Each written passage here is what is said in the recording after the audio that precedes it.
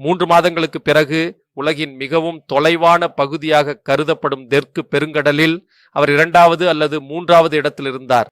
அவர் சொன்னபடி ஆஸ்திரேலியா மற்றும் ஆப்பிரிக்காவின் தெற்கு பகுதியை தொடும் ஒரு கோட்டை வரையுங்கள், இந்தியாவின் தெற்கு பகுதியிலிருந்து செங்குத்தாக ஒரு கோட்டை வரையுங்கள், அவை சந்திக்கும் இடம்தான்.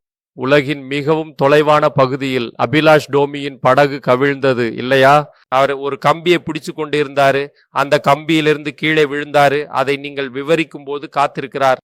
ஆனால் இந்த மனிதர், அவருடைய முதுகெலும்பு முறிந்தது. நான் நினைக்கிறேன் 1/2 டஜன் எலும்புகள் முறிந்தன.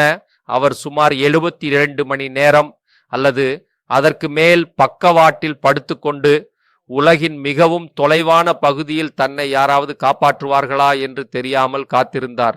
இறுதியில் அவர் காப்பாற்றப்பட்டார். ஒரு மருத்துவமனைக்கு கொண்டு செல்லப்பட்டார். அங்குள்ள மருத்துவமனைகளில் ஒன்றுக்கு கொண்டு செல்லப்பட்டார். பின்னர் இந்திய கடற்படையின் கப்பலில் கொண்டு வரப்பட்டார். அவருடைய மருத்துவர்கள் அவர்கள் ஒரு அறுவை சிகிச்சை செய்தார்கள். அவருடைய முதுகெலும்பில் டைட்டானியம் கம்பிகள் வைத்தார்கள்.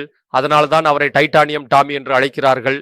மருத்துவர்கள் அவரிடம், நீங்கள் இனிமேல் ஒருபோதும் படகில் பயணம் செய்ய முடியாது, நடக்க கூட முடியுமா என்பது சந்தேகமே என்று சொன்னார்கள். அவரை 3 மாதங்களில் நடக்க ஆரம்பித்தார்.